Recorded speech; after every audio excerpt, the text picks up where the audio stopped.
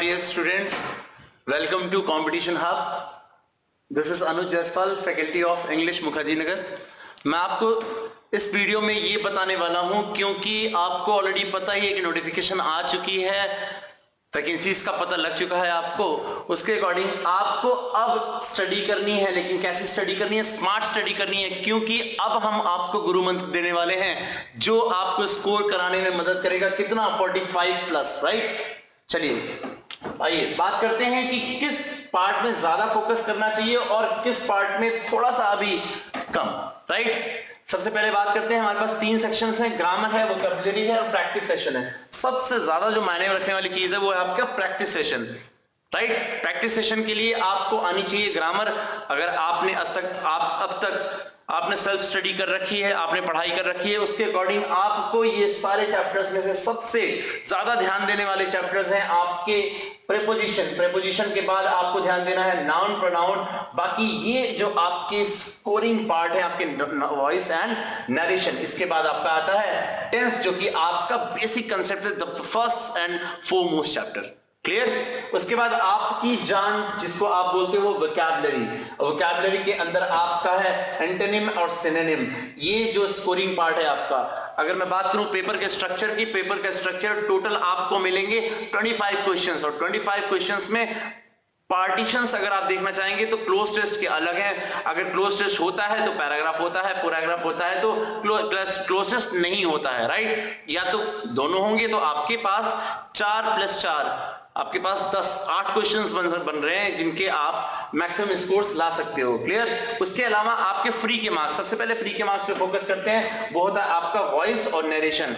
ये होता है आपका 2 + 2 मतलब आपके पास 8 नंबर सिक्योर हो जाने चाहिए, सबसे पहली चीज। दूसरी चीज आपकी आती है स्पेलिंग टेस्ट। ये हम बात कर रहे हैं किसकी? फ्री के मार्क्स, राइट? स्पेलिंग टेस्ट पे अगर फोकस करते हैं, आपके पास 4 नंबर यहां से उठता है, टोटल हुए 12 नंबर, राइट? इसके अलावा आपके पास क्लोज टेस्ट रिलेशन में आता है, प्री का लेवल बहुत ज्यादा हाई लेवल नहीं होता, so it is very easy to score 45 plus, right? Cloze test पे आप फोकस कर सकते हैं। इसके अलावा सेंटेंस इंप्रूवमेंट में मिनिमम स्कोर आपके, अगर 2 क्वेश्चन हैं आपके, तो 1 क्वेश्चन मिनिमम सही होना ही चाहिए, राइट? इसके अलावा अगर मैं बात करूं आपके पास एंटोनिम सिनोनिम, अभी आपके पास सफिशिएंट टाइम है, अभी आप चीजों को लर्न कर सकते हैं, समझ बूझ के रिलेशन में डाल के लिंक करके वर्ड्स को याद कर सकते हैं। रूट वर्ड्स को ध्यान में रखते हुए आप maximum number of antonyms and synonyms ध्यान में रख सकते हैं। इसके अलावा आपके पास है 1 वर्ड सब्स्टिट्यूशन, इनकी रीडिंग लगानी है 2 से 3 बार, याद करने की कोशिश बिल्कुल भी नहीं करनी है, जो कि आपको एग्जाम में मार्क्स दिलाने में मदद दिलाएंगे। क्लियर? इसके अलावा अगर मैं बात करूं आपके पास प्रीपोजिशन का, और मैंने बात की नाउन और प्रोनाउन की, इन तीनों चैप्टर्स को थॉरली पढ़ना है। एडजेक्टिव और एडवर्ब के कुछ ही रूल्स हैं, इनमें आपको किसी भी बुक को उठा के देख लें, किसी भी वीडियो को उठा के देख लें, तो गिन चुन के कुल मिला के 40 रूल्स हैं, और उन्हीं रूल्स से बिल्कुल डायरेक्ट क्वेश्चंस आपसे पूछे जाते हैं, राइट? सो आपके पास बहुत ही अच्छा सुनहरा मौका है, आप स्कोर कर सकते हैं ज्यादा से ज्यादा मार्क्स, और सारे चैप्टर्स को पढ़ने के बाद जीस्ट पे जा सकते हैं आप सब्जेक्ट वर्ब एग्रीमेंट। और सब्जेक्ट वर्ब एग्रीमेंट आपके पास ऐसा एक चैप्टर है जो combination, this is the chapter combination of all these chapters and including your vocabs somehow. Clear? So इस तरीके से आप स्कोर कर सकते हैं 45 प्लस मार्क्स, ये मेरी गारंटी है इस चीज की, राइट?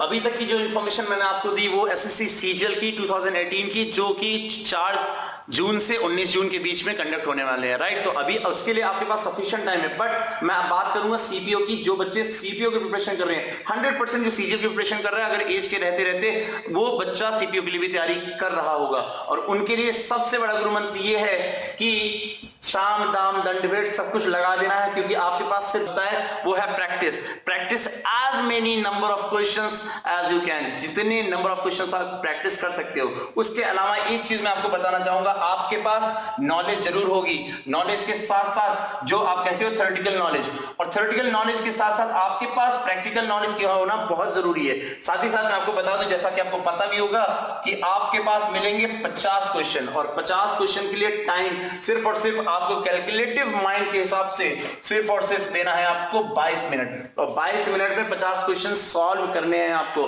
वो किस तरीके से करेंगे, जिस क्वेश्चन में जब आपके पास 4 ऑप्शंस सामने रखे हो, 4 ऑप्शंस को ध्यान में रखते हुए 4 में से ऐसा नहीं कि हर स्टूडेंट सब कुछ लेके बैठा है, बट इस बात की पूरी गारंटी होती है उसके पास अगर थोड़ी भी नॉलेज है तो 2 ऑप्शन रिजेक्ट कर सकता है। बिकॉज इतने ढेर सारे फॉर्म्स जा रहे हैं, उसमें से कुछ बच्चे सेलेक्ट हो रहे हैं, तो आप भी रिजेक्शन का क्राइटेरिया अपनाइए, 2 रिजेक्ट कीजिए, 2 ऑप्शन आप सिलेक्ट कीजिए ऐसे जिनमें से आपको सिलेक्ट या डिसिलेक्ट करना है, राइट, ताकि वो चीज आसान हो जाए, ताकि आप मैक्सिमम स्कोर कर पाओ। क्लियर। इसके अलावा एक चीज और ध्यान में देखने वाली बात है कि अभी जो रिसेंट में आप ले रहे हैं, जो भी प्रैक्टिस सेट उठा रहे हैं, उनमें जो भी आपके पास टफ टफ वर्ड्स आ रहे हैं उनकी एक अलग लिस्ट बनाते जाइए, जिनको आप हर रोज 10 मिनट से लेके 15 मिनट के बीच में रिवाइज कर पाए, ताकि आप एग्जाम के पहले आपके दिमाग में ये रहे कि हमने पढ़ रखा है। क्योंकि सबसे ज्यादा जो हराने वाली चीज होती है वो फ्रस्ट्रेशन, और फ्रस्ट्रेशन नाम की चीज डेवलप दिमाग में नहीं करनी है, राइट। सो फ्रस्ट्रेशन को हटाइए और अपने रिजेक्शन क्राइटेरिया को ज्यादा अपनाइए, क्योंकि ऑप्शन 50 क्वेश्चन को अटेम्प्ट करने का है, अब 25 का भी नहीं है, राइट। और बाकी सीजीएल की हम बात धीरे धीरे करते रहेंगे आपसे।